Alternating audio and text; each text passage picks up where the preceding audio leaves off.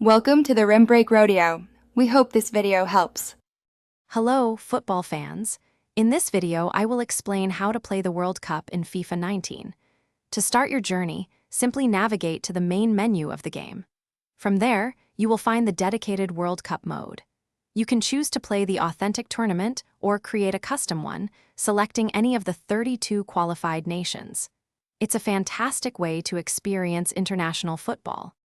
Once you've selected your team, you'll enter the group stage, which consists of 8 groups, each containing 4 national teams.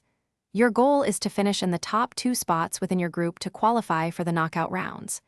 These intense single elimination matches begin with the round of 16, leading all the way to the grand final. Every match is crucial for your team's success. To succeed in the World Cup, mastering your gameplay is key. Experiment with various tactical formations and player instructions to find what works best for your squad. Pay close attention to set pieces. Practicing free kicks and corners can create vital scoring opportunities.